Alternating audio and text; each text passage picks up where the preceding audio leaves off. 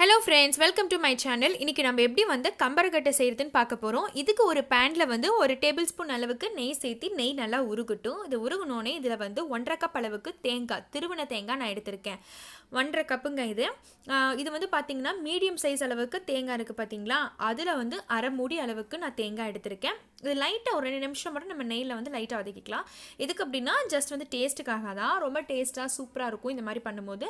இல்ல இந்த ஸ்டெப்பை வந்து ஸ்கிப் பண்ணி கூட நீங்கள் வந்து பண்ணலாம். பட் இந்த மாதிரி பண்ணால் நல்லாயிருக்கும். அடுத்து இந்த ரெசிபிக்கு தேவையான அடுத்த இன்க்ரீடியன்ட் வந்து பார்த்திங்கன்னா வெல்லம் தான். இது அப்படியே எடுத்து ஒரு பக்கத்தில் வச்சுருங்க. நம்ம வெள்ளை பாவு காய்ச்சிக்கலாம்.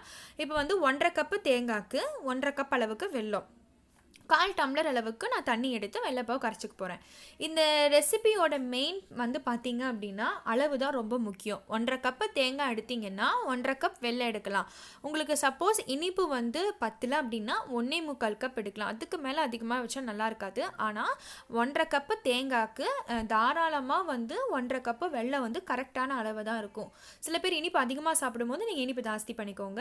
ஸோ இந்த குவான்டிட்டியில் வந்து நீங்கள் செஞ்சிங்கன்னா உங்களுக்கு பக்காவாக வரும். ஸோ வெல்லம் வந்து நல்லா இந்த மாதிரி பாவு தான். இது வந்து பாவெல்லாம் காய்ச்ச வேண்டாங்க. ஜஸ்ட் வந்து இது கொதிச்சா போதும். வெல்லமெல்லாம் கரைஞ்சாலே போதும். இதுக்கு எந்த ஸ்டேஜுலாம் வேண்டாம். ஸோ இதை வந்து பார்த்திங்கன்னா அது நல்லா வந்து குதிச்சோடனே வடிகட்டி நம்ம வந்து இந்த தேங்காயோட சேர்த்து இதை வந்து நல்லா மிக்ஸ் பண்ணிக்கலாம். இது வந்து பார்த்திங்கன்னா இது நல்லா வந்து உங்களுக்கு நல்லா சுண்டி வரணும். அதாவது ஒரு மாதிரி முறுக்குன பதம் அப்படின்னு சொல்லுவாங்க பார்த்திங்களா, அந்த மாதிரி ஒரு ஸ்டேஜுக்கு வரணும். ஸோ அது வரைக்கும் இதை நம்ம வந்து மிக்ஸ் பண்ணிட்டே இருக்கணும். இந்த கம்பரக்கட்டு வந்து பார்த்திங்கன்னா அப்போல்லாம் பெட்டிக்கடையில் வச்சு விற்பாங்க. பட் இப்போல்லாம் பெட்டிக்கடை எங்கேயுமே இல்லை.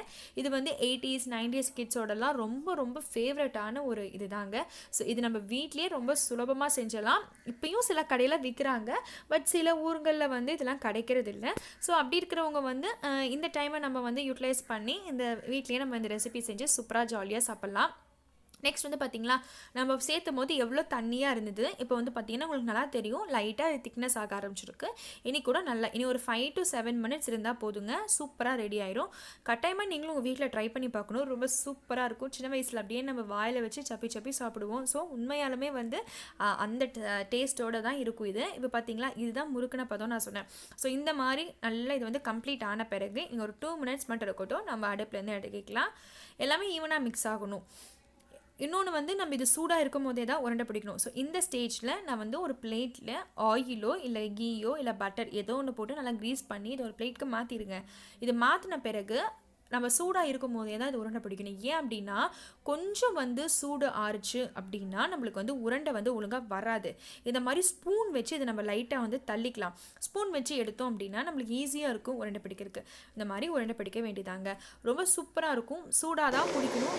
சூடு ஆறி போய் பிடிச்சிங்க அப்படின்னா உங்களுக்கு கண்டிப்பாக வந்து அந்த அளவுக்கு வராது. அப்படியே ஒட்டி ஜவ்வு மிட்டாய் மாதிரி அப்படியே ஒட்டிக்கும். ஸோ கண்டிப்பாக ட்ரை பண்ணி பாருங்கள். இந்த வீடியோ பிடிச்சிருந்தா எங்கள் சேனலுக்கு மறக்காமல்